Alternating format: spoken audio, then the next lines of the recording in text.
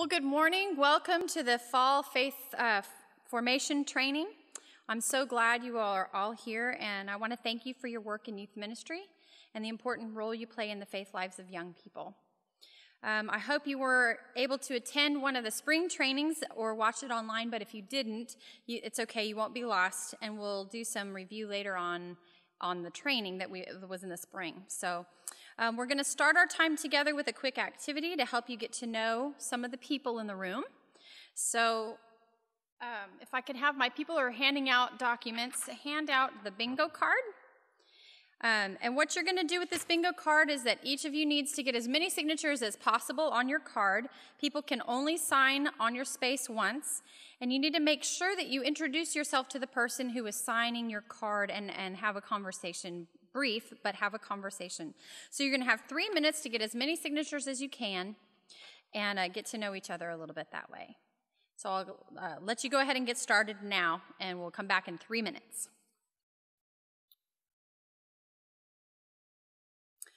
Okay, if we could all gather back and have a seat, we'll go ahead and I'll give you a little bit of an explanation about this game in just a little bit. We learned in the spring training the primary way in which faith is passed on is through relationships. Caring adults of faith who accompany young people on their faith journey are essential. One of the key tools we have to build relationships is through event ministry, which is what we're talking about, part of today. When done well and with intentionality, events can be transformative faith experiences for and with youth. So today we'll be discussing preparation for an event in order to make it a deeper faith experience in the lives of young people. We will begin with some discussion of how to create community and then move on to making an event a meaningful faith experience. And finally, you'll be provided with some helpful resources for financing ministry, creating covenants, and managing risk and crises that come up. So let's begin now with community building. And so if I could have my people who are handing out papers hand out the community building handout number 2. And you don't necessarily need to follow along on this. Sometimes I find that distracting. But just know that most of what I say is covered on here. And if you want to just take some brief notes, you can. There will be a few extra things we do, but don't worry too much about frantically following the PowerPoint or writing down everything I say, because a lot of it's on this handout right here. All right. So the purpose of community building. The first and foremost reason to do community building is to build trust among participants. So you can move from service conversation to deeper discussions on faith and other personal matters. It moves participants away from just a feel-good faith, and we'll talk a little bit in a while about moralistic therapeutic deism. But so it moves participants away from that feel-good faith to a life-changing faith in the support of in the context of a supportive community. Second, community building establishes an environment for learning and experiencing. It also begins relationships so that the event can be experienced in the context of relationship. And essentially what you're doing with community building is creating relationships in a space for a meaningful and transformative faith experience. So all of this combined to say that relationship is important, and you do that through community building. Earlier we played a game called Human Bingo. And there's a few questions that go along with this. How well did you know the people who were here before we played? And then what did you learn about people? How was that helpful for today's training? Basically, the purpose of the game was to help you get to know the people you were training with here a little bit better, because once we know a little bit more about a person, it's easier to be in conversation with them. So hopefully that will help you today in your conversations with each other, just loosening up a little bit and getting to know each other. There's always a question of who is it that we should build community with. So we're talking about the importance of community building. We need to answer the question, who is it that we build community with? First of all, we build community between the participants in ministry. That entails youth with youth. It's very important to have peer ministry and build those relationships with the youth. It's also important to build relationships between leaders and youth.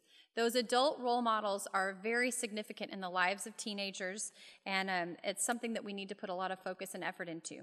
So we build community with youth between youth, and leaders between leaders, leaders between youth. And then finally, leaders with other leaders. And that is just as equally important, because when the leaders have built community with each other, they're in relationship with each other, and they can model these relationships to the young people with whom they're working. So we build community between participants. We also build community within the congregation. Not all congregational members will be directly involved in youth ministry or the events that you plan. However, finding ways to build relationships with congregational members is critical to building support and trust for youth ministry and creating a congregational atmosphere that deepens the faith of all its members. So it's important to pull these people in and build community with the larger church around you. And then finally, it's important to build community as a larger group or a larger picture. This includes Lutherans, as we believe that we're part of a faith community, and so it's not just the congregation with whom we worship, but other congregations, other church bodies, the community in which we live and that's around us. Relationship with community allows us to share God's love with all people.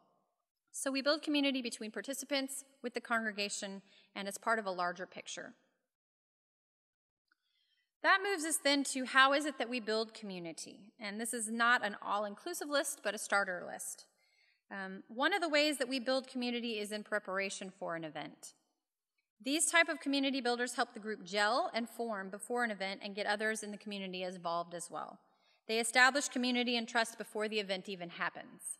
Some examples of this would be small group meetings, Bible studies, prayer groups and prayer partners, mentors, congregational involvement, and fundraising. And that's all in preparation for an event. And then during the event, it's important to work on community building as well. These types of community builders help continue to build new relationships as well as reinforce those that are already established. So for example, starting a Bible study with highs and lows gets participants talking, it breaks down the barriers of the day, and it makes participants feel more comfortable with the group so they can go deeper into Bible study and conversation. Some examples of community builders during an event would be games and mixers, initiative games, affirmation activities, highs and lows, anything that gets us maybe a little bit, lowers some of those barriers and gets us into a different kind of comfort zone. And so now we're going to move into a time where we talk specifically about community building through small groups and facilitation of small groups. We do small groups because we believe that youth ministry is relational. Youth want a relationship with God and people. You are therefore more than a chaperone, imparting an idea of God. You're a caring presence, sharing an experience with a relational God. Small groups led by this type of leader are a great relational ministry tool. So not just a chaperone, but a caring presence who has a relationship with God. What we're going to do now is I'm going to have each of you have my hander-outers pass out candy, and each of you needs to take one piece of candy, and what you're going to do is find 3 or 4 other people with the same candy that you have, and we'll move around and form groups that way. So I'm going to go ahead and give you a second to do that, and then we'll move on from there. All right, now that you've found your groups, let's do a little bit of thinking about how you divide into larger groups. So you need to put a lot of careful thinking into how you have divided your groups. An important part of small groups is size. You don't want it to be so big that you can't experience everyone's presence and have an opportunity to share. You don't want it to be too small so that it's intimidating and people don't feel very comfortable or they feel threatened. Sometimes small groups can be formed randomly, like we just did with a piece of candy, so that you can get to know other people maybe a little bit better, or maybe nobody in the group knows each other, so it doesn't really matter. Other times, depending on the situation, it might be important that you yourself assign the small groups. Maybe you want certain personalities to match or certain personalities that don't match to be apart from each other, or maybe you have an intention of getting certain groups to know each other a little bit better. At any rate, there should be some real intentional thought as to how you want to divide into these small groups. And then small group itself needs to be, the time together needs to be intentional. And to be intentional about this, you need to consider your space. You need to eliminate distractions. Make sure there's no phones. Maybe you collect them in a basket or have people turn them off. You need to make sure that it's not a place where people are going to be walking through, but that you can have the time and really concentrate on each other without distraction. And it's also very important to make room for a circle where everyone is at the same level. This is very important. Body language isn't hidden behind tables. Everyone can have eye contact. No one is outside the group. So what I'm going to have you do now is sit in a circle, knee to knee. I know that the way that our room is set up today, that the floor is going to be difficult, so we'll just pull chairs around. But get close to each other, knee to knee in a circle. Make sure that everyone has a good spot, that you can see each other's eyes all around the circle, and that there's nothing in between you like the tables to separate you from each other. So I'll give you a second just to do that. All right, now that you're in your groups, we need to create atmosphere within your groups. So first of all, you need to be welcoming to each other. You need to greet and celebrate each other's individual presence. We're also going to use at this time a focal point. So each of your groups, you should have a candle to gather around. And if you could go ahead and place your candle in the center of your group and light it. Focal points can help a group focus and really set an atmosphere. And it can also increase people's comfort with talking because you have something besides each other to look at and the floor. So have a focal point, and that can really increase your focus. Also, you might want to leave a little bit of empty space to remind the group of God's presence or your desire to grow as a group. And then finally, as you're creating atmosphere, welcoming, focus, who's present in the circle is all important. It's also important to consider some of the basic things like temperature, lighting, is it comfortable in the room, those kinds of things. Those are very important about the atmosphere as well. Next, after you have created your atmosphere, you're going to set some clear expectations. First, create a group covenant. In some situations, this might be a whole process. One night might be devoted to creating a covenant if this is a group that's going to stay together for a long time. Sometimes you may just be meeting in a small group for one evening, but it's still important to create a group covenant. It might be a little faster, like here are the things we're going to consider: confidentiality, inclusion, no judgment, and just listing off a few things that you're going to commit to in your time together. But create a group covenant together. Second, lay out and verbalize the plan for the time together, which is what we're going to do in just a minute. And then know your goals for the time together. So today, what we're going to do is walk through a list of some important small group skills. We're going to introduce and check in with one another. And then I'm going to give you a chance to consider your small group experiences and end with a prayer. That's basically what we're going to accomplish today.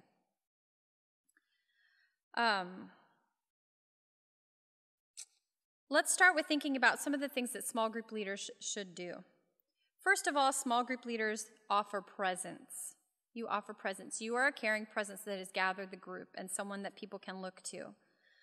You also need to be authentic. You don't have to lead small group any one particular way necessarily. You need to be who you are and draw upon your strengths and your skills. Be authentic. Just be yourself.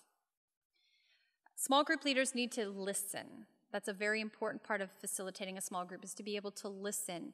It is not your job to always be the talker. It's important to be the listener, and that will help you facilitate discussion a little bit better. You also need to share appropriately. It's okay to give examples in your group and to talk a little bit yourself, but consider what is appropriate, what is inappropriate to share within a small group. It's also your responsibility to direct the discussion and the growth. So again, that's part of that listening, part of your sharing, and just to direct things and move people in a way that allows growth to happen. And small group leaders should always begin with introductions. Has everyone been named? So what we're going to do now is I'm going to give you a moment to go around the circle. Everyone should share their name and a memory of a small group experience. And we'll just take about 3 minutes or so to do that. Okay, now that we're all back, thank you guys so much for sharing in your groups. What we're going to do now is talk a little bit about what we do in small groups. How do we build community within these small groups? And how do we create an opportunity for everyone to share? Knowing also that we need to allow for passes. If people are uncomfortable sharing, they shouldn't have to share. We want growth to happen and we want to encourage participation, but passes are always acceptable. So first of all, in small groups, it's a good thing to check in with each other, to share highs and lows, and just talk about how you're doing and where you're at that particular moment. Small groups are great for discussion starters. Have a question that you begin and allow, or a statement that you begin and allow other people to finish. Small groups are an opportunity to name the experience of God's presence or feeling of God's absence. So these are some things that we can talk about. In your small group, give opportunity for questions and let questions hang. Don't be afraid of silence. Silence sometimes means that people are thinking. After a few moments of silence, you might check in with the group and make sure they understood the question. If they did, they'll tell you, and they'll tell you they're just thinking. Or if they're confused, they'll tell you, and you can restate it or you can refocus the group. But it's okay to let questions hang for just a minute. You don't have to answer immediately. Prayer requests are another thing that we can do in small groups. Response to content, you might have been in a presentation, and so using small groups is a way to respond to what you heard. You can also name what you hear and claim God's presence in the room. Again, allow for silence. Silence is okay. And small groups are a time to just encourage each other in growth. Also in small groups, it's important that we build trust. So in small groups, you're going to want to think about how is it that you're team building and how is it that you're going to hold the group to the covenant. Those are the two of the ways that we build trust within our small groups. And finally, be in prayer together. Pray for your time together, pray during your time together, and use your discussion to guide the way that your prayer time will go. And then also pray for the youth beyond your time together as a small group leader. Think about them in their everyday lives and pray for them at that point too. All right, now we're going to have a moment in your circle to share 3 things. What typically goes well for you in small group leadership? What can you improve on? And then once you've talked about those 2 things, we'll have somebody in the group pray for what you have heard. So what typically goes well for you in leadership? What can you improve on? And then some prayer. And then we'll come back after about 3 or 4 minutes again and move forward. Okay, now that we're all back together again, I have a special note I want to share. There's going to be a webinar in November, and it will be online. It'll also be repeated in March for more in-depth training on leading small groups. So today we touched on a few basics, but there's a very in-depth webinar in November. Small groups are a key component of developing safe spaces for conversation and relationships between youth and their peers, as well as youth and adults. So the online webinar is free of charge. You can participate in it live, or you can also download and view it later with a team of adult leaders. And the same curriculum will also be presented at the ELCA Youth Ministry Extravaganza in February in New Orleans at in a workshop format. So if you're interested in more information on small group facilitation and the importance of small groups, those are some extra ways that you can check those out. All right, and at this time, we're going to move into the portion of the day where we discuss how to make an event a transformative faith experience. We're going to begin with another sharing activity in your small group. So in groups of 3 or 4 people, think about a youth ministry event where you've observed a young person who showed some kind of transformation, aha moment, or growth in faith, either during or as a result of the event. So think about a young person that you've seen this happen. And maybe some of you are brand new. This is your first training to come to, and you haven't had that opportunity yet. So if that's the case, then you can think about maybe a past youth event or Bible study or trip that you were a part of as a youth. So just spend a few minutes talking about a transformational moment or experience that you've had, watching it in a young person or experiencing it yourself through a youth ministry participation. And go ahead and spend a few minutes sharing those experiences with your group. All right. For our purposes today, we will use the term event to describe a wide variety of activities spanning from 1-hour events to small group or confirmation Bible studies, or even to include youth trips and mission events. Essentially, event ministry happens when we gather young people together in community for the purpose of growing in their faith and building up the body of Christ. So after hearing your stories of transformation that you shared in your groups, no one can argue that youth ministry events are a vital part of solid youth ministry. But events can quickly fill up a calendar and become just one more thing to do if they're events put out simply for the sake of having an event. We don't want to just fill a calendar. Events that are truly transformational are purposefully and intentionally planned and thought out to make a meaningful experience for the participant. So listen to the words of Karen Jones in Starting Right. She says, "How can a youth minister distinguish between calendar cramming and purposeful planning when it comes to scheduling? The secret is to plan with intentionality. This requires an understanding of the role the minister is called to fulfill." We're going to read a few verses now.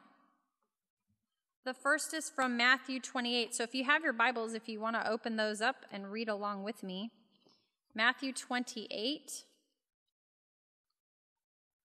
verses 19 and 20. "Therefore go and make disciples of all nations, baptizing them in the name of the Father and of the Son and of the Holy Spirit, and teaching them to obey everything I have commanded you. And surely I am with you always to the very end of the age." Our next reading is from Luke 10, verse 27. "He answered, 'Love the Lord your God with all your heart and with all your soul and with all your strength and with all your mind, and love your neighbor as yourself.'" The Great Commission and the Great Commandment outline God's expectations for all Christians. And then now we're going to read Ephesians 4, 12 through 13. And that is to prepare God's people for works of service, so that the body of Christ may be built up until we all reach unity in the faith and in the knowledge of the Son of God, and become mature, attaining to the whole measure of the fullness of Christ. So our first two readings outline God's expectations for all Christians, and this Ephesians verse explicitly describes the additional purposes to which vocational ministers are called to prepare God's people for works of service, so that the body of Christ may be built up until we all reach unity and in the faith and in the knowledge of the Son of God, and become mature, attaining to the whole measure of the fullness of Christ. Karen Jones goes on to describe that youth leaders should approach planning events with two tools, a compass and a ruler. The compass points the leader in the right direction, and the ruler measures the results. In other words, when planning events, a leader must have a goal in mind to help set the direction, and must also have a plan for evaluation and determining if the goals were accomplished. Two helpful tools that serve as a compass are the program pyramid and the spiritual interest categories that you may remember from the spring training. To be clear, relationships are the most vital tool we have for passing on faith. Walking alongside young people, sharing our stories, our questions, our doubts, and what we are learning as we follow Christ together. The goal of events is to offer opportunities in which we might build relationships with each other, adults with youth, youth with youth, and challenge each other to grow deeper in our faith. So now if I can have you, my person who's passing out papers, pass out the spiritual interest levels. And it's got the program pyramid on the back, and we'll touch briefly on this now. So if you would please hand those out for me, that'd be great. So in review, the spiritual interest categories help us consider where youth are on their faith journey, so we can best offer opportunities that will not only interest them, but also challenge them to grow in their faith, whatever that might look like. So our first category is the disinterested or unaware, and you'll notice that these are a little bit more detailed on your handout than I'm going to speak, and that's because I know that you can read. So we're just going to move on. I'm just going to give you a brief overview of each one of these. So here's an example. The disinterested or unaware young person. This is a young person who has no understanding or interest in faith matters at all. That's our disinterested or unaware. We also have the attending resistor. This is a young person who attends worship or youth events, but not of their own free will. Mom and dad make them come. Grandma, grandpa make them come. For whatever reason, they have to be there, and they don't really want to be there. The status quo person. This is a young person who holds a primarily cultural view of God. They're not looking to grow in their faith or be challenged. They often attend because their friends are involved or it's the normal thing to do. They may listen and participate if something piques their interest, but more often they're engaged with the snacks and the we. So they're coming because culturally they're friends, it's what people do in their area, so forth. Then we have the seeker, and this is a young person who shows interest in God, the Bible, faith, and church. They want to learn, and they're asking a lot of questions. And finally, there's the committed young person, and this is a young person who is serious about his or her faith, and they try to live it out on a daily basis. So disinterested and unaware youth, attending resistor, status quo, seeker, and committed. It's important for us to know these so that we can best offer opportunities that will interest them and then challenge them a little bit to grow. When we prayerfully consider the young people we're reaching out to and where they fall on the spectrum of these categories, we can be more intentional with the events we offer to help them grow in their faith. The program pyramid on the back of your spiritual interest sheet is a tool in which we can consider different types of events to offer to meet the different faith needs of young people. Each category can be looked at as a way to welcome in different young people. So, an example of some of these events. You may plan an event that's a come and enjoy event. You can see that on the lower level of the pyramid there. These events are aimed at creating a fun environment in which youth have a positive encounter with the church. These events help youth meet one another. The event is successful if you can answer yes to the question, did the youth have fun? Did the youth feel welcomed and accepted in the community? Unaware, attending resistors and status quo youth might feel most welcome at these types of events. Committed youth will most likely become bored or leave if this is all that you offer. Come and listen events. These events may be mostly fun events that additionally try to share a little bit of the good news. So it might be something like a pizza party followed by an enthusiastic speaker. The event is evaluated by the questions, did we communicate something of the gospel? And did youth hear and understand what we were communicating? Unaware, attending resistors and status quo youth might also feel welcome at these types of events. And seeker and committed youth are going to perk their ears when they hear the part about the gospel. Come and grow events strive to deepen the faith of the youth attending. A Bible study or prayer event might be a grow event. We ask, did we create an opportunity where students were able to grow in their faith? Unaware and attending resistors probably wouldn't show up to these on their own free will. Status quo will listen, especially if their friends are there, and seekers and committed youth will feel very welcome at these kind of events. And then you have come and serve events. These events create opportunities for youth to serve others. A question that you might ask, did we create a significant experience of service that stretched them and helped them see God at work in the world? And depending on the service activity, all youth might feel welcome at these types of events. Unaware and attending resistors might check out when the faith connection is made to the activity. Seekers and committed will be the ones that want to pray for the family that you're serving or building a house for. The status quo will go either way depending on what their friends think about the whole thing. And then finally, come and lead events. We plan these events for our growing leaders. Did we create an opportunity where students were trained, developed, and used in leadership roles that help them grow in faith? Although all categories of youth might have strong leadership skills, we can have some attending resistors that might be very strong leaders. These types of events and ministry are most welcoming and suited for committed and seeker youth, whose focus and desire is to follow Christ and serve others in the name of Jesus. So now what I'm going to have you do in your groups is think about the youth in your congregation or the community that you serve. Where do the young people that come to mind fall on the spectrum of the spiritual interest categories? Also, as you look at this program pyramid, think about the events at your church. Where do they fall? Do these events meet the spiritual interest needs of the youth in your congregation? And then discuss in your group what a good balance of events might look like, particularly in your own context. So these are 3 questions that I'll give you a few minutes to talk about now in your group. Who are the youth and where do they fall in the spiritual interest categories? What are your events and where do they fall in the type of events on the program pyramid? And then what does a good balance of events for your particular context look like? I'll just give you a few minutes to do that and we'll come back together. All right, welcome back to the group. So as we consider how to make events transformative faith experiences, we should also review from our spring training what Christian Smith, Kenda Creasy-Dean, and others have to say about the current state of our young people's faith. From the National Study of Youth and Religion reported in Soul Searching by Christian Smith and expanded upon in Creasy-Dean's book Almost Christian, the predominant understanding of faith by youth in America today is defined as moralistic, therapeutic deism.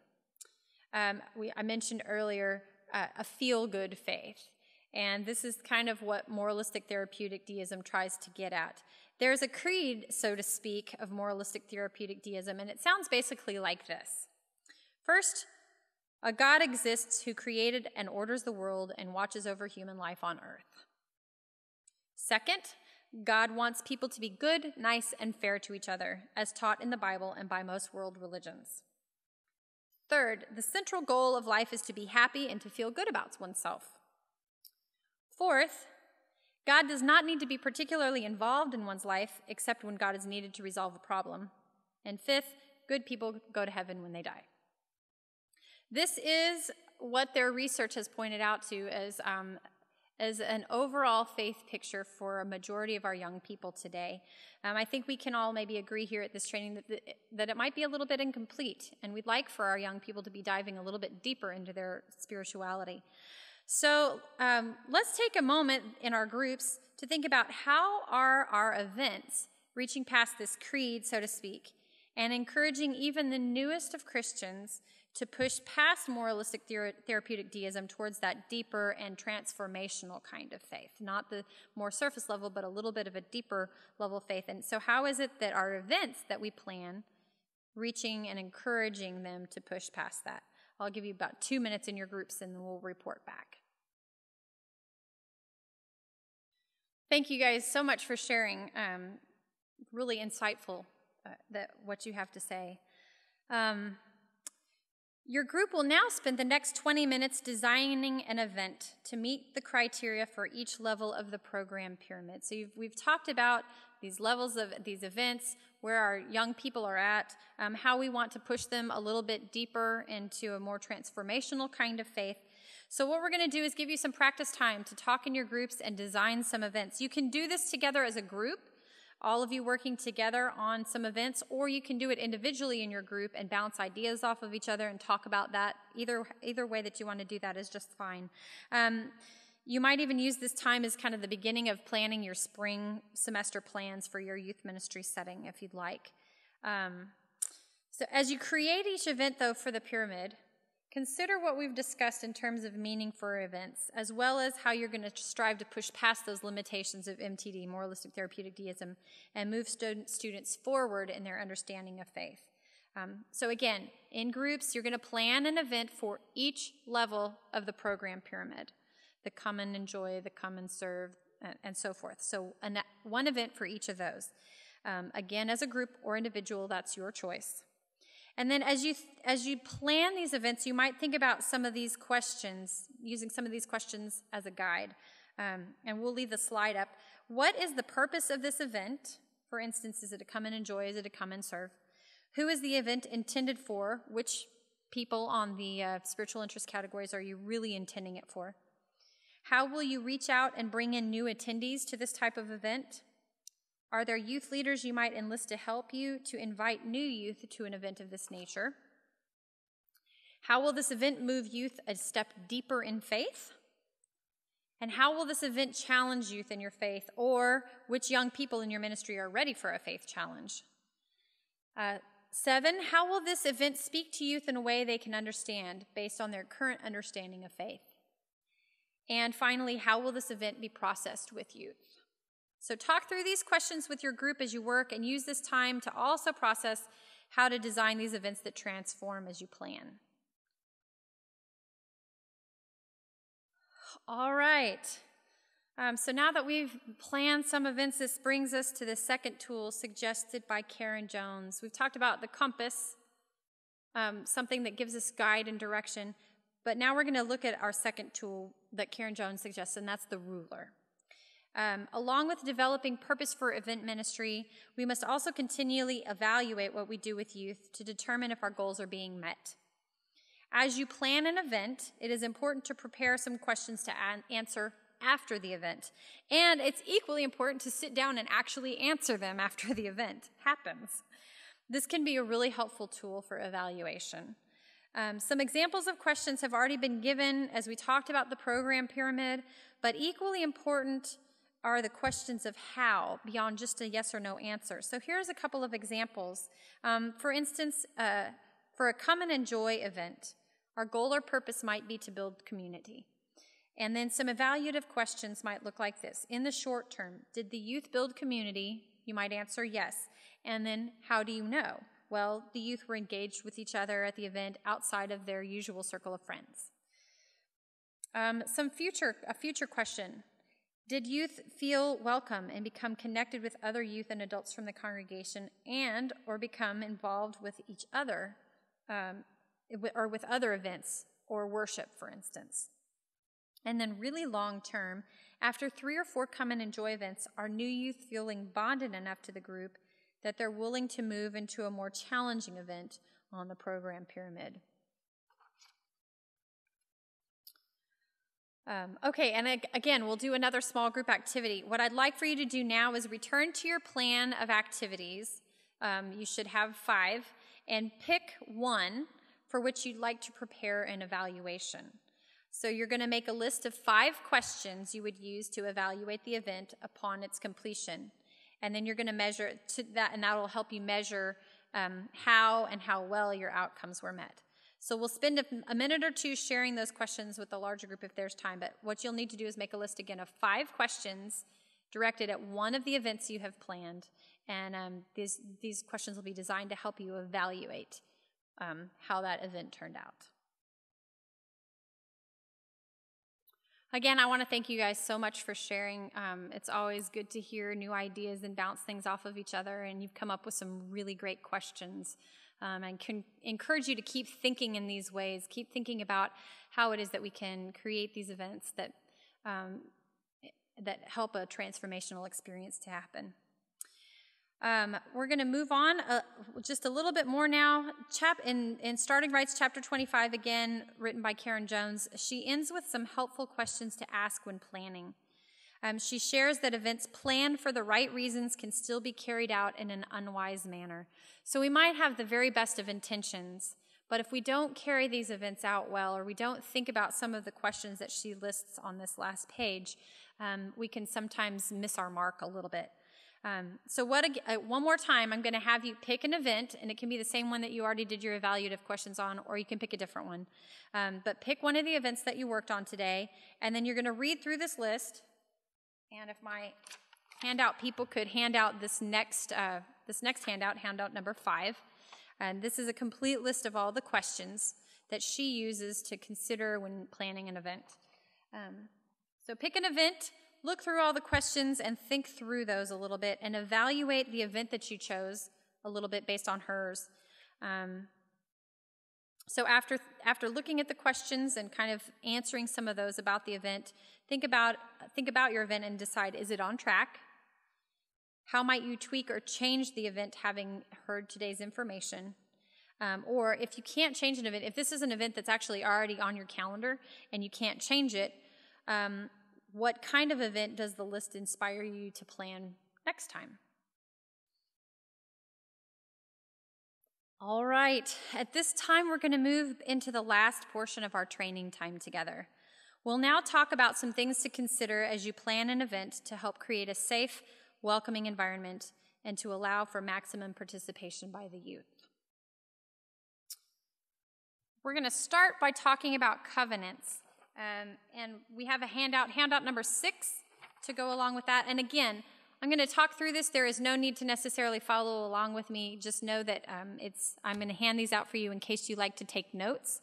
And then I also have that I'll hand out at the end of this portion some sample covenants. So right now, let's just hand out this page, handout 6 on covenanting.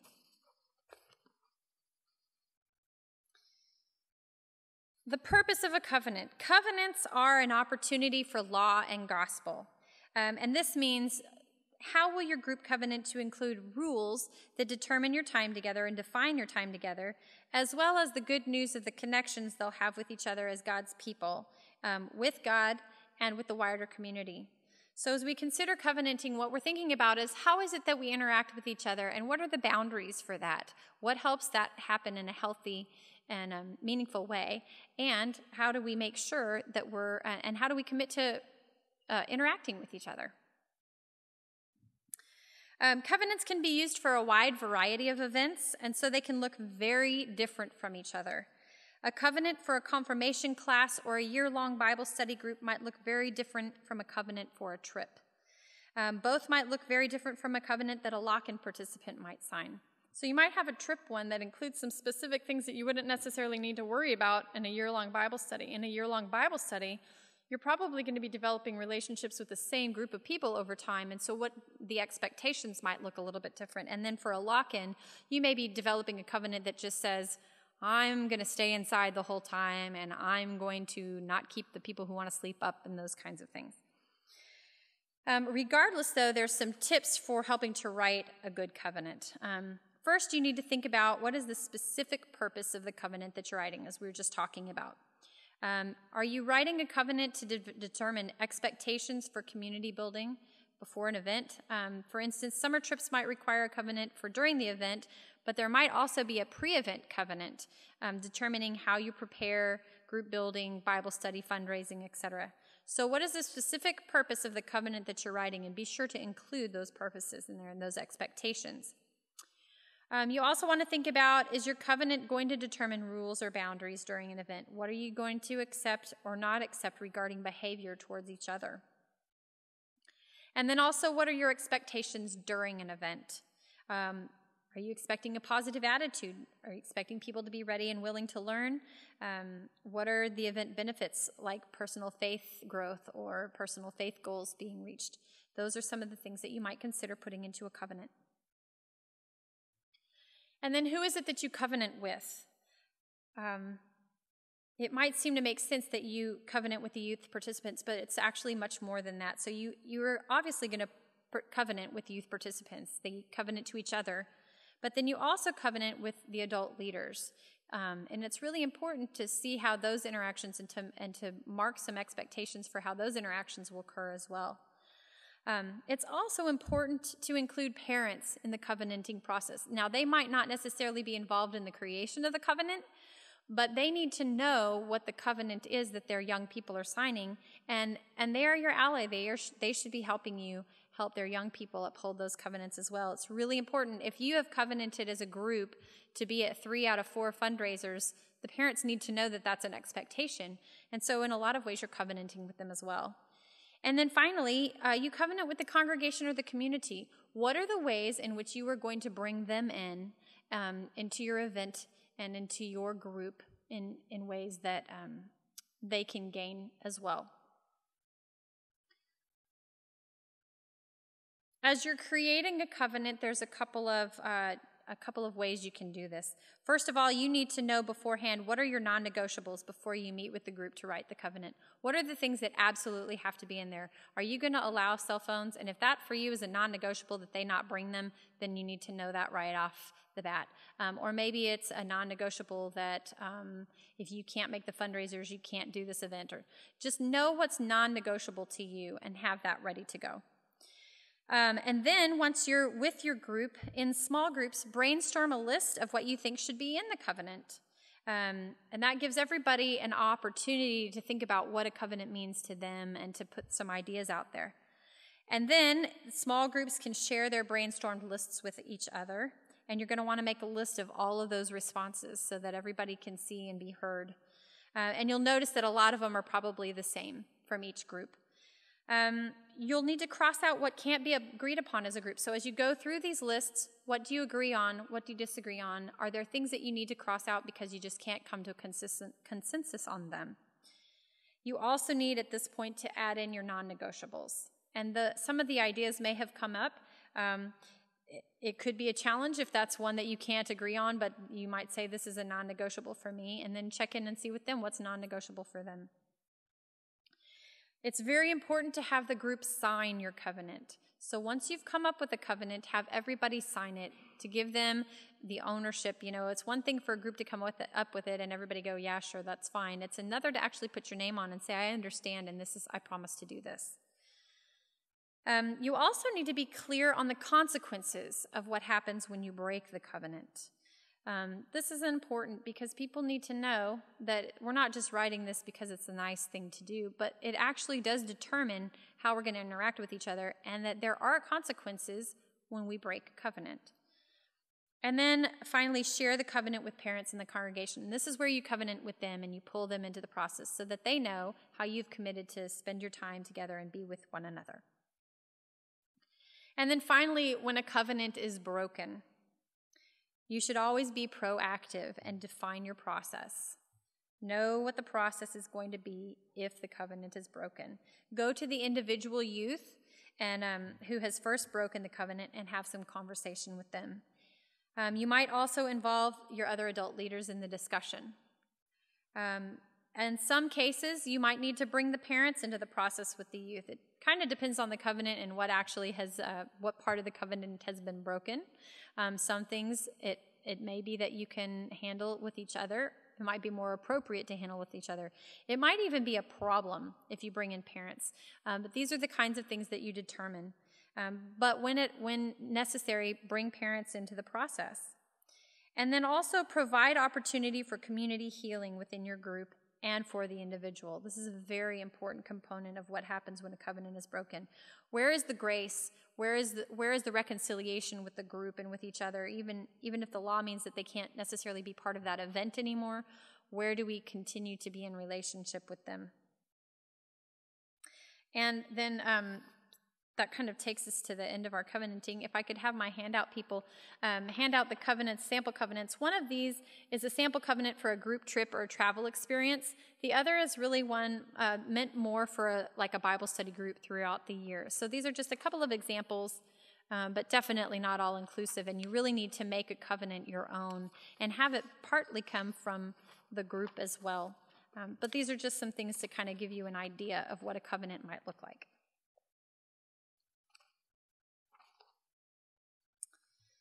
Okay, now we're going to spend a few minutes talking about event finances. And this is handout number 7. So take a look at that if you need to or make notes.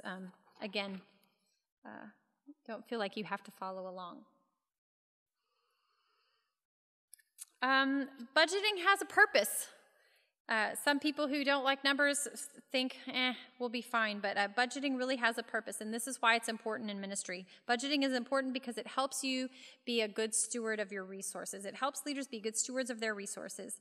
It can also guide the planning process a little as you consider what's truly needed to make meaning of an event. And it also considers the family, the congregation, and the community resources that are available or needed, or maybe that aren't available.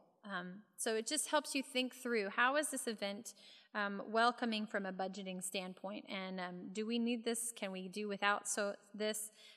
What are we going to ask from people? It just helps us be good stewards. So there's a lot of questions to consider as you're developing a budget. First of all, what is the base cost of the event? This is going to vary a great deal from event to event because trips are obviously going to include a lot more money than, say, a pizza party. Pizza party or pizza and movie night might just be the cost of the pizza and a video rental, whereas with a trip, you have to think about lodging, meals, transportation, activity fees, registration fees, supplies, offerings, and so forth. So what is your base cost for the event? You also need to ask the question, how much will youth and their families pay? Is there a budget for, a monetary investment increases participation commitment. So if you can at all get some kind of commitment, even if it's just a few dollars, sometimes that helps with their commitment to the event. And then also, how do you handle giving out scholarships? That's a part of how much will youth and families pay that you need to consider. Are you going to give out scholarships, and how do you handle that? How much will the church pay? Is there a budget for the youth? Is this something that you can build into the church budget for young youth ministry? Or if you don't have a very big youth ministry budget, is there other budget monies in your congregation that can help pay? For instance, like a hospitality budget that could pay for the pizza, or an education budget that could pay for the Bible study materials for your Wednesday night Bible study. So how much can the church pay? How much do families and youth pay? How much will the church pay? And then how much might you have to fundraise? Once you've taken a look at how much the church and the families can pay for an event, it's time to consider fundraising. And we'll go in a little bit more into fundraising in just a minute. I'd like to ask, though, that you consider really talking with your congregations in your church about putting these kinds of things in a budget. And again, that becomes very important to you in budgeting for the youth ministry. If you know how much you're asking for, and you know what you're asking for, it's a lot easier to go and say, I need this much money, can we put it in the budget, instead of having to fundraise all the time. And it might be a value. If the church doesn't want to be fundraised to death, then they might be more willing to put it into the budget. But you never know. And fundraisers can be a good community building event, so we don't throw them out completely. So here's some things to consider as you're funding events. What message are the church's financial contributions and scholarships for events sending to the family? If you're considering whether the church will pay a portion of the event or not, keep in mind the message that you want to convey. And that message is the event is important, and you want youth to be able to participate even if they can't afford the event. So this is the important message that we want to convey. What we don't want to convey is a sense of entitlement. The youth are entitled to do this, right? So as you consider asking the church about paying for a portion of an event, keep this in mind. Second, be sure that when you're assisting families, you consider what the true needs are. And then also find ways for youth and families to make a commitment to the event otherwise, so they still have ownership in the process, even if it's not financial. You're going to want youth and families to have some participation in it financially, if at all possible. But you're also going to, and if not, that's okay, but especially in cases where families really can't put any money towards the event, what you're going to want to consider is how else might they commit to the event. It might just not be possible for them to pay. So how can they be involved in the planning or getting ready for the event so they've contributed to the effort? People want to contribute, and if they can't contribute financially, it's very helpful to find ways that they can contribute. And then sometimes when people do not feel connected to an event, whether financially or otherwise, they might back out. This is why finding some way for them to be committed is important. If they back out, it can be a financial burden on the church. For instance, it's a week out before the trip and they decide to cancel, and you've paid all their deposits and all their registration fees that are non-refundable. That's a large burden on the church that they're going to end up paying for nothing. So you want families to understand that and consider that, and if you have involved them in the process, they're going to be more committed and not do that. And here's just some ideas for working with families on all of this. First of all, you might consider a payment plan to suggest maybe $10 to $20 a month for this number of months to kind of build up their fund. You might suggest that families pay a third, or that a church pay, and then the church pays a third, and then they are required to fundraise a third of the cost for whatever this event is. And then how much can the family pay? Even if it's just a few dollars, you might just say, all right, this is the cost. Could you even pay $5? And then also consider alternative sources for funding, like grants or other assistance within the community. Often there are places in the community that want to give to help young people grow, and so you might take a look at those opportunities. And another thing to consider as you're funding your events, are there additional costs to the event? Transportation fees, adult leader fees, food not covered in the base cost, spending money, all of these things are things that you're going to want to consider. And a real special note, whenever possible, it is good practice for an event or for the event or the congregation to pay adult leader fees. Adult leaders, when they're not when they're staff, but also when they're not staff, are expected to serve as staff when leading on events. So they're expected to act like staff. They're expected to be role models. They're giving up time away from their family and their outside life. And they're not compensated for this, such as a staff member. So one of the things that we can do, if we value their presence, is to not ask them to financially commit as well, but we can pay for them because they're already making the donation of time and talent and gift. And also, when we pay for an event, as said, we value their presence, but we also hold them accountable to their role by paying for expenses. So if we pay for them, we are, in a sense, kind of hiring them for a little bit of a time. And so that helps us hold them accountable. Does your budget include money for tips, tithes, and offerings? Really important to think about how is it that our money affects others in the world around us too, and what kind of statement can we make in that way as we're paying for events and things like that. How can your budget become a teaching tool on being good stewards and giving as well as taking or receiving? And we'll move on now to a little bit more specific information about fundraising. The purpose of fundraising. Fundraising events are ministry. You are providing the opportunity for the entire congregation to be a part of passing on faith to young people. Fundraisers are opportunities to advance ministry. So this can be a way to look at fundraising that's not just, oh, the kids need money, but this is a way that we can all participate in youth ministry together. So there's a couple of key things to remember. First of all, you need to make sure that your fundraiser builds community. It needs to build community with the youth and adult leaders. This will break down walls and build relationships while it motivates and excites the youth about coming up. So as you're getting involved in your fundraising, you're getting to know each other, and it's motivating and exciting people. It also gives youth ownership in the event during the planning and preparation phase. So you want to build community with youth and their adult leaders. You also want to build community with the congregation. You want to involve the congregation with the coming event so they feel informed and part of the ministry and not like they're just handing their money to something. And you want to build relationship between the youth and the congregation. This is one of the ways that we can do that. And then also, so as your fundraiser builds community, we also want to make sure that it fills a need. So you want to take a look at ways that you might raise that money and also fill a need. For instance, selling breakfast tacos can be a fellowship event for your church on a Sunday morning. It builds community. People are eating. People need to eat. So it's something that people can do together. It fills a need, and you're raising money. Selling calendars may not be as much of a need unless you really, really need calendars at your church. But to consider what are the needs of people, and how can we match this up with community building and all sorts of other things. What is it that we really need? All right, now we're going to go over some steps for solid fundraising. The first thing that you need to do when you're fundraising is to inform. Give information. Who is it that you inform? Well, you inform the parents and the youth about what it is that you're doing. You inform the congregation about what it is that you're doing. And you also can inform other potential donors within the community. Get the word out. Let people know. What are we doing? Why are we raising money?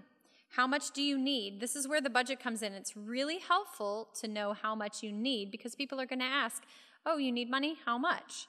And so you need to be able to give them an answer. What is it that you're needing the money for? Be able to tell them who, what, when, where. What are the details? Because people really like to know what they're giving money to. And then also, let people know that God's going to work through this event before and after the event as well. So just inform. Second, we need to motivate people. This is the second step in fundraising, motivate people. Who is it that we motivate? We motivate parents and youth who are going to work at raising the money. And we need to motivate potential donors both within the congregation and the community. And again, we motivate by sharing what is it that the event is for? How is it that this event is going to impact lives? What are the outcomes from previous similar events? And so forth. So we inform, we motivate people, and then we ask. We ask for the money. Who is it that we ask? Well, my question would be, well, who is it that we don't ask? We want to ask everyone. It seems a little bit brash, but when people are asked well and they know what the money is being asked for, they're generally motivated to give to good things. So ask. Give guidance for what is needed total per person. A lot of times if you can say, we basically need to raise this much per person, and then that gives people an idea of how much they can give. Are you asking for $5 or are you asking for $50, but maybe I can only give $20? So just having those things in mind, you know exactly what's needed, and maybe that motivates you to give a little more, or maybe you just give a little bit less to this cause, depending on the answers. So we inform, we motivate, we ask, and then finally we thank. Write a personalized thank you to all donors and volunteers who helped with the fundraising effort. It's really important that they be thanked, and not just in a group email or something like that, but really take time to personally thank people who've helped out. Another idea might be to send out postcards or pictures from the event so that they can see they actually see what their money went towards. And then also you might consider having a thank you report upon return, for instance, from a larger event or trip or something, if that's where the money went, and then all of the donors can hear and see how the event made a difference for the kingdom of God. You can share stories, you can share pictures, and you can really see how that was effective in the lives of the young people. Okay, and now as we think about managing funds, there's a lot of ways that you can manage the acquisition of funds for an event. Here's a couple of things to think about as you plan your fundraisers. First of all, parent and youth-led versus adult leader-led. Do you want your fundraiser to be parent and youth-led, or do you want to lead it yourself? Will parents and youth be responsible for running these, or will the adult leader guide the process? Here's some things to think about. Parent and youth-led gives ownership to those folks. But it takes a great deal of time and effort sometimes for the families, and they may not have as much time. So something to consider. What is the time of your volunteers? Adult leaders may have more time, especially if you're a staff member, but there is a risk if you do it this way that the families aren't going to buy into the event, and you're going to end up doing all the fundraising for someone else. So you're raising somebody else's money for them. So those are some things to consider as you're looking at parent and youth-led versus adult leader-led. Another question to consider is team pot versus individual accounts. A team pot is easier and can promote a community feel, but it may or may not be fair in the end, depending on whether the whole group can contribute evenly. Individual accounts are hard to track, and for busy students who can't make fundraisers, those seem exclusive, but it more fairly distributes money on the basis of the work put into the fundraising effort. So again, how are you going to manage that in your situation? And then finally, attendance at all fundraisers with allowed misses versus hours kept and funds divided. This is kind of close to that team pot individual. And this really depends on your group makeup. If there's a lot of youth who are involved in other activities, attendance at all your events might be difficult. But they might be able to make an hour or two here and there, so having the hours kept and funds divided might be helpful for them. However, if you're allowing for misses, this contributes to a lack of community building that you might be striving for. So is this something you want to consider? And then finally, what seems to be the most fair and realistic in your context?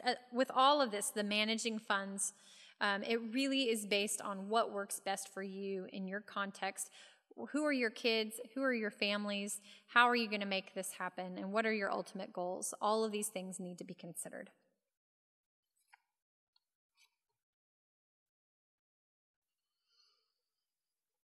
All right, and now we're going to move on to the purpose of release forms, consent forms, and basically paperwork. Why do we do paperwork? And there is actually a purpose for paperwork. If you want, you can look at handout number 8. My passer-outers will give handout number 8 here.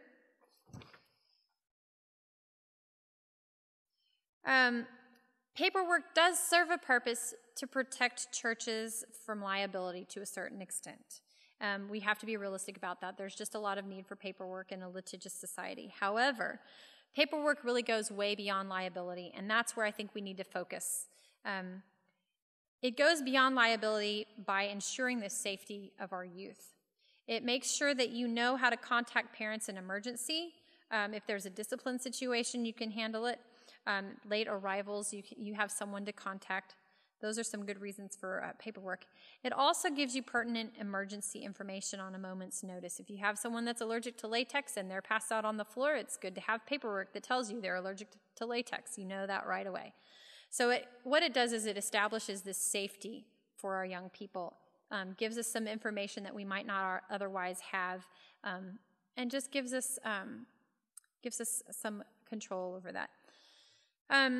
There's lots of different kinds of paperwork. Release forms saying, yes, it's okay for my child to do this kind of activity. Your church might have a form that can be used all year for your active youth. I know in our group, we had stuff at the church all the time, and it was really nice. I called it my permanent permission form, and basically it just gave basic information, contact information, and so forth, so that anytime they were at the church for a Bible study or youth group or a pizza movie night or something, I had information and could contact parents or medical personnel or whatever. So you might look into doing something like that if you have a lot of activities, and people just get tired of filling out a permission form every time. Also, there's release from liability for injury forms.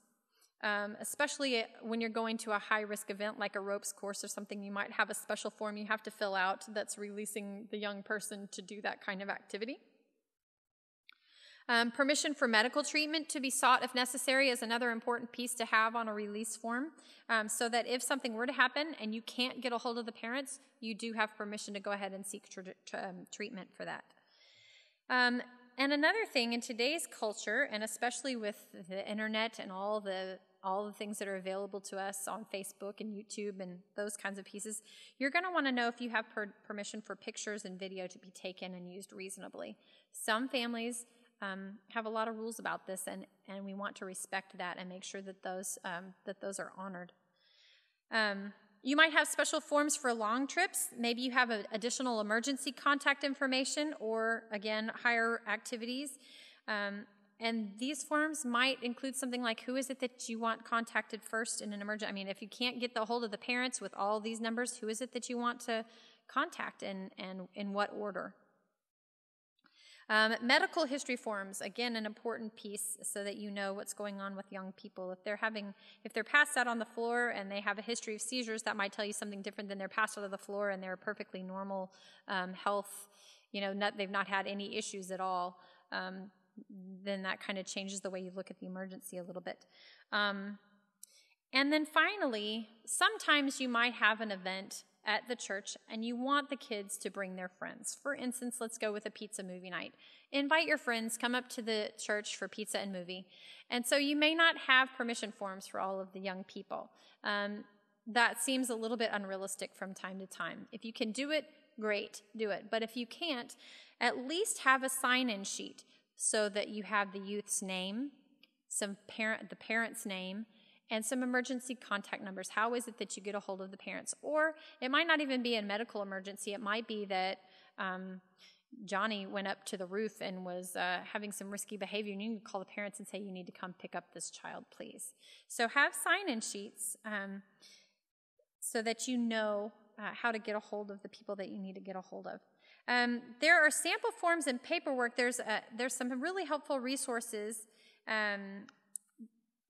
particularly Youth Ministry Management Tools, which is a book, and Safe Sanctuaries, which is reducing the risk of abuse in the church for children and youth. Some of these are very helpful tools, resources for understanding paperwork and providing that safe haven for young people. And then finally, we prepare for it by paperwork and release forms and so on. Hopefully it will never happen, but we need to have a crisis management plan. And hand in hand with paperwork, being prepared for crisis, and it provides for a safe environment. It has some auxiliary functions like liability, but really, if we're honest, the main reason is we want to provide a safe environment for our young people.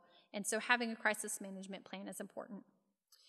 Some things to consider here are to plan for multiple adults an event. You should always have at least 2 adults per event.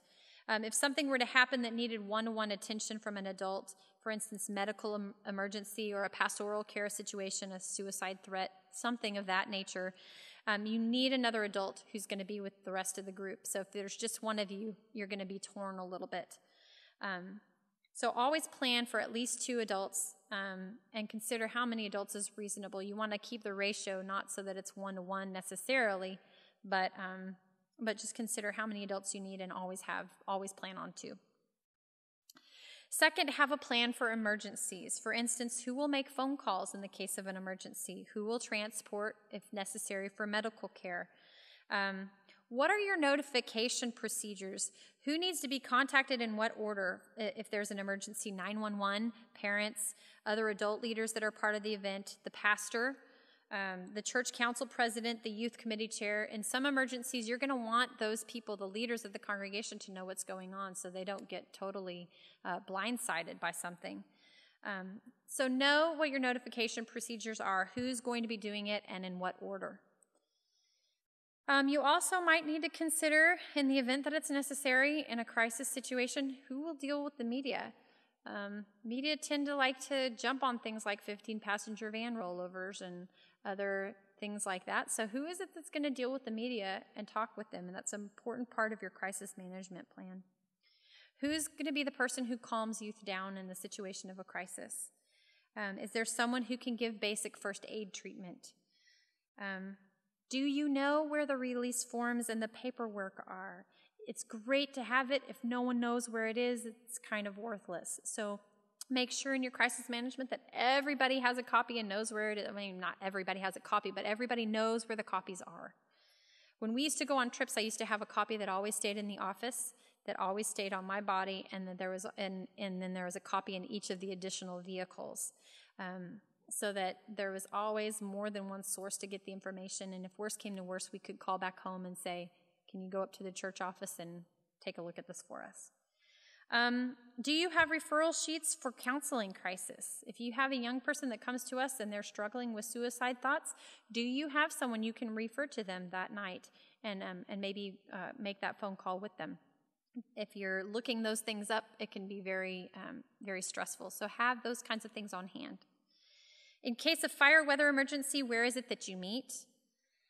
When holding an event outside the church, where are phones? Where are hospitals? Where are shelter areas located? And then finally, keep the first aid kit and the release forms with you at all times. Always have those kinds of supplies available and your paperwork available. You can't over-prepare for emergencies, but you shouldn't let fear or worry overtake you on those either. It's real easy to get so overwhelmed by this kind of thing that you feel like not doing the event at all. Don't let that be the case. Just be calm, be prepared, think through some of this, and just consider what's within reason and what is due diligence there. Okay. And so now it's time for a break. We've made it through all of the preparation for an event. We've talked so far today about the importance and purpose of making an event meaningful and transformative faith experience. We've talked about how to prepare for an event to make that meaning happen. And our final topic for the day will focus on gathering specific materials for getting ready or preparing for the ELCA gathering specifically. So if you're not attending the gathering, you can leave if you wish now, but you're welcome to stay and hear more about community building, fundraising, and getting ready materials. And I want to thank everyone again who's participated today, because we know that you care about young people and their faith. You help change their lives and create transformative faith experiences for them. So thank you. You play a vital and special role in our church. And again, we appreciate it. We'll take a quick break and then come back for some gathering information at this time.